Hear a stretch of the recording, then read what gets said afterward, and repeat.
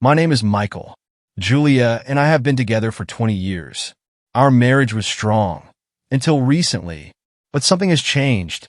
This feeling came imperceptibly, like a cold evening wind that at first barely tickles the skin and then gets to the bones. We still live together, went to dinners, spent weekends, but our nights became quiet. The passion that used to burn us to ashes has faded. It was as if something invisible had come between us. We try to get things back to normal. At first, we tried to spend more time together. We took a vacation by the ocean, hoping that a change of scenery would awaken old feelings. But it didn't work out. Then Julia suggested family therapy, and I agreed. I was willing to do anything to save our marriage.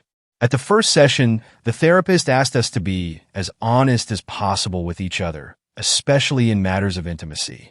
We had to open up, even if it was unpleasant. If there is something left unsaid in your relationship, it will always stand between you, she said.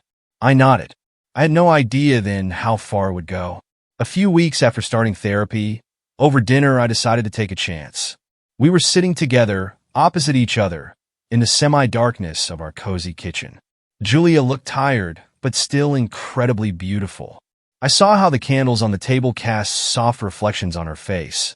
And at that moment I decided that it was pointless to hide it any further. Either everything will change today, or we will finally get bogged down in this swamp of alienation. Jules, I began, looking down at my plate. I want to tell you something. She looked up, putting down her fork.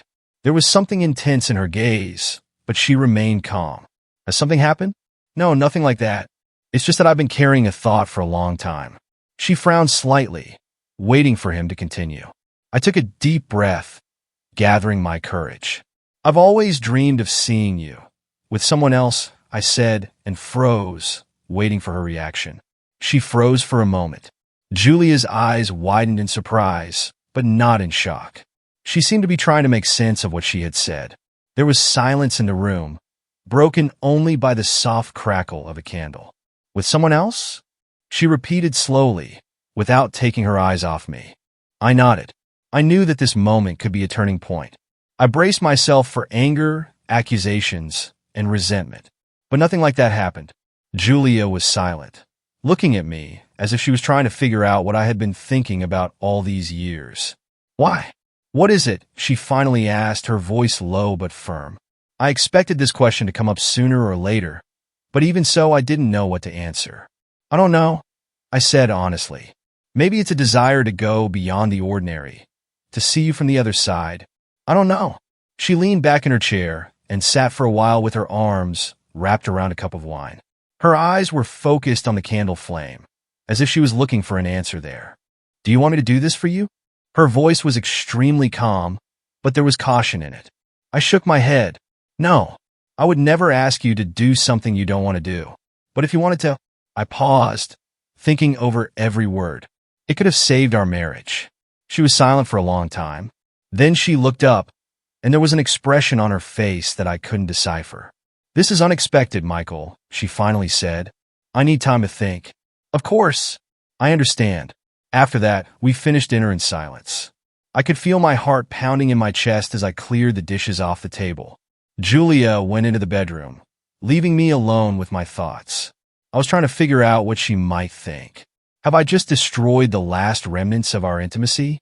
Or, on the contrary, opened the door to a new world that we could explore together? It's been a long night. I lay in the dark, listening to Julia's breathing become even when she finally fell asleep. My thoughts were racing like restless waves. I knew one thing. There was no turning back. The next morning, when I was about to leave for work, Julia suddenly came up to me. Her face was calm, but her gaze was determined. Michael, she said, looking me straight in the eye, if I decide to try, will you really be ready for this? I nodded, trying to hide the sudden excitement that swept over me at her words. Then we'll start with the rules, she continued. We have to be completely honest with each other, and it will only be a couple of meetings. Understood? Got it, I replied. She bent down, touched her lips to my forehead, and left, leaving me alone in the middle of the kitchen. My mind was full of thoughts, and at that moment I realized this conversation really changed everything. From the moment Julia agreed to try, the days turned into a tense wait. We chose the candidate carefully and for a long time. Julia was sitting next to me in my laptop, looking through questionnaires and photos. She glanced at me from time to time, as if checking if I was really ready for this. Finally, we found the right one. Henry, a man in his 50s, fit with a slight gray at the temples and an elegant manner. He wrote calmly and confidently, without unnecessary questions. Julia chose him. I saw it in her eyes when she turned the screen to me and said, "I think he'll do." Everything was discussed. The meeting was scheduled for Friday evening at a hotel outside the city, where none of our friends could see us. Julia insisted on going together. I didn't object. My fantasy was becoming a reality, but with it the tension was growing. What if she changes her mind at the last moment? What if I don't like it? These thoughts haunted me. On the day of the meeting, we drove along the highway in silence. Julia looked calm, but I knew her too well not to notice how nervous she was. His fingers played with the thin chain around her neck, and his gaze constantly wandered to the window. "Is everything all right?" I asked, trying to break the silence. "I think so," she replied shortly, without even turning her head. When we got to the hotel, I felt as if we were crossing an invisible line. We went up to the room, and while Julia was fixing her hair in front of the mirror, I tried to distract myself by checking my phone. Henry was supposed to be here in 10 minutes. Time passed slowly, like thick syrup, and fear and excitement dragged along every second. Finally, there was a knock on the door. My heart was pounding so hard that I thought it would be heard through the walls. I got up and opened it. Henry stood in the doorway, a tall, trim man in a gray suit with a slight scent of expensive cologne. He smiled. "Good evening.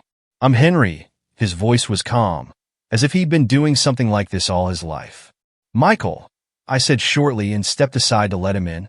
Julia turned to us and stood for a moment, studying him with her eyes. There was a tense silence in the room. Henry must have sensed this and smiled gently. "If you're not ready, we can postpone." "No, it's all right," Julia replied quickly. Her voice sounded firmer than I expected. She came closer and held out her hand to him. "Julia." Henry squeezed her fingers lightly and looked at me as if to confirm that everything was going according to plan. I nodded, sat down in a chair against the wall, and watched. Julia's every move was measured, but I could see her agitation, small gestures, barely noticeable glances in my direction. But at the same time, I could feel her gradually letting go of her fears. Her hands found Henry's shoulders, and at that moment everything changed. She started acting with a confidence I hadn't seen in her for a long time. They were in no hurry. Time seemed to slow down. I sat with my eyes fixed on Julia and watched her fully open up to this stranger. Henry moved calmly, confidently, taking his time, as if he was giving her a chance to get used to it. My heart was pounding. I expected jealousy, anger, but instead I was overcome by a strange feeling, a mixture of relief and admiration. Julia was not my property. I saw her in a new way, free, confident, and incredibly beautiful. When it was over, she and Henry exchanged a brief glance. He nodded and quietly left, leaving us alone in the silence of the hotel room. Julia sat on the edge of the bed and looked at me. "How are you?" "What is it?" she asked, smiling slightly. "Okay," I answered honestly, and surprisingly, it really was. She came up to me, hugged me, and whispered, "Thank you, Michael." I felt that this moment had changed us forever. But that was just the beginning. After the first meeting, Julia changed. I saw how her gait became more confident, her movements more relaxed. She began to look at me differently, as if through the prism of something new and incomprehensible, but exciting. We scheduled a second meeting in a week. Julia chose the candidate herself. His name was Marcus. He was younger than Henry, with deep dark eyes and a charm that could be felt even through the screen. I knew this time would be different. We stayed at the same hotel again. The room was different, but the feeling of déjà vu was in the air. This time Julia was as calm as ever. She checked her makeup, straightened her dress in front of the mirror, and looked at me. "Are you ready?" "Always," I answered shortly, although everything was boiling inside. When there was a knock on the door, she didn't even flinch. I went over, opened it, and let Marcus in. He entered with a slight smile, as if the meeting was just a pleasant formality. He was holding a bottle of wine in his hands. "I have to admit, I was a little worried," he said, winking at Julia. She smiled and motioned for him to come in. I sat in my chair against the wall, watching them slowly approach. Julia looked relaxed, as if she was playing a role she had finally mastered. Their first touch was barely noticeable, but the tension in the air was instantly released. Everything happened in slow motion. His fingers slid over her arm. She responded with a light touch on her shoulder. I saw Marcus lean closer, and Julia didn't pull away. She whispered something in his ear, and he laughed softly in response. Their closeness grew like a fire that is fanned by the wind. This time it was different. I no longer felt like a bystander. I felt her emotions, saw her come to life before my eyes. Her confidence grew with every passing moment. It wasn't just a fulfillment of my fantasy. She enjoyed it. I realized that now she is doing this not only for me, but also for herself. When it was over, I went up to them and offered to open the wine that Marcus had brought. The three of us sat in this room like old friends, as if it was all something ordinary. But deep down, I knew that this experience had changed our lives forever. The third meeting happened a few days later.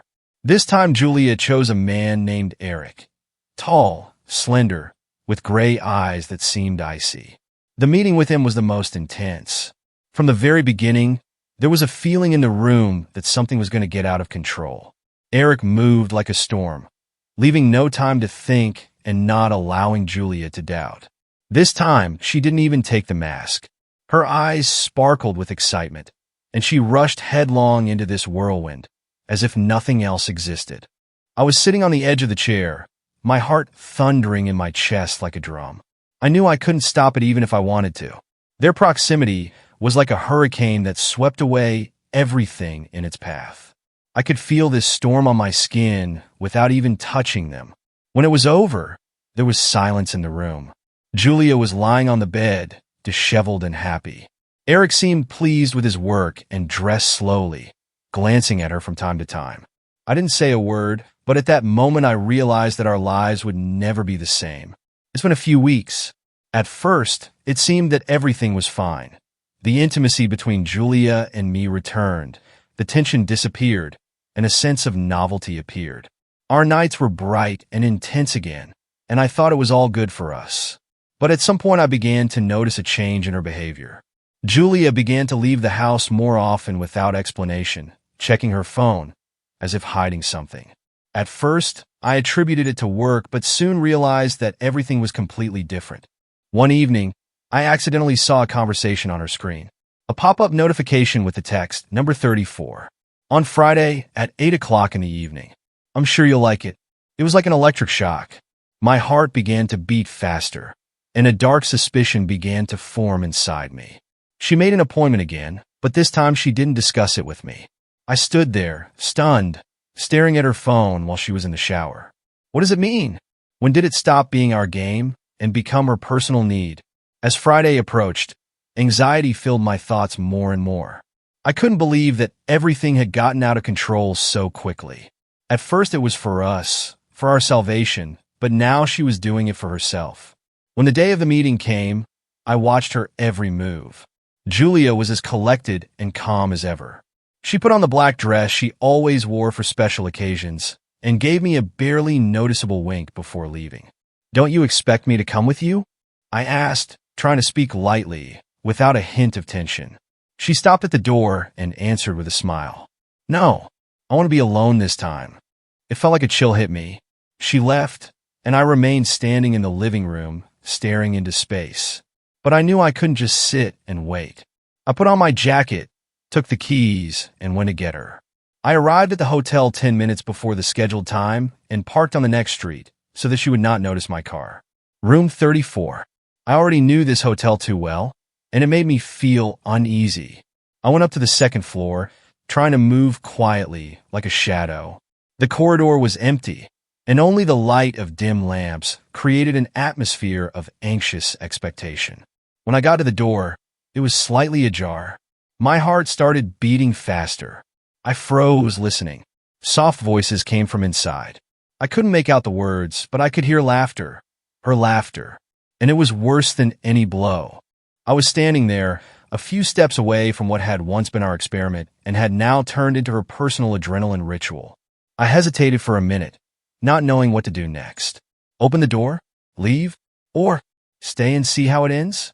At that moment, the door suddenly opened wider. A man stood on the threshold, a young man with a slight stubble and a confident smile. He met my gaze and frowned, not knowing what to say. I stood in the doorway, feeling everything crumble around me. My heart was pounding so hard that it seemed like it was about to burst out of my chest. Julia was standing in front of me. Not my wife, but someone else whom I no longer knew. Confident, cold, alien. Behind her was the man who looked like he was in a situation that was better not to get into. "Michael," Julia said softly, as if she was tired of my unexpected appearance. "I didn't ask you to come. It was my evening." Her voice was so calm that it only made it worse. I searched her eyes for traces of guilt, regret, at least something, but nothing. "Do you think this is normal?"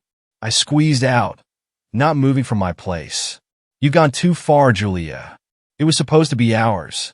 Together. And now you're just playing alone." She raised an eyebrow, and a slight smile appeared at the corners of her lips, cold as ice. "Maybe it's because I liked it more than I expected, Michael," she replied calmly. "Maybe it revealed something in me that I hadn't realized before. And maybe it's not so bad." The silence between us became unbearable. The man behind her looked at me and took a step to the side, clearly intending to escape from this madness. But I wasn't even looking at him. I was just looking at her. "We wanted to save our marriage, Julia," I said, feeling my voice tremble. "It was supposed to bring us back to each other. And you've lost control." She shrugged her shoulders as if it didn't matter at all. "Maybe, but I've finally found myself, Michael, the one I've always wanted to be. Maybe you're just not ready for this." Those words hit me harder than any fist. She said them as if she knew that everything was ending between us at this moment. I took a step back, feeling the ground give way under my feet. "You know what, Julia?" I said softly. "Do whatever you want. You've already lost me." I turned around and left without waiting for her answer. Step by step, corridor by corridor, I went down to the exit, leaving behind everything that was our life. No loud scenes, no tears. Only silence and cold inside. When I left the hotel, the night air burned my lungs. I got in the car and just sat there, staring at nothing. It's over. We started this game thinking we could control it. But she got out of control, destroying everything in her path. It took a few minutes before I started the engine and drove away. I didn't know where exactly. Just go ahead, away from this place where everything collapsed. At that moment, I realized only one thing. Julia did not choose me. She chose the part of herself that she couldn't hide anymore. Perhaps this was the end of our love, but the end of the game always comes unexpectedly, as does the choice itself. And that's where we come to the end of our story today. If you liked this story and aroused your emotions, please support us with likes and share your impressions in the comments. Your reactions help our stories spread through algorithms. If this is your first time on our channel, join our community by clicking on the subscribe button. This inspires us to create new, interesting stories for you. Thank you for watching the video to the very end. We are waiting for you in the next issue.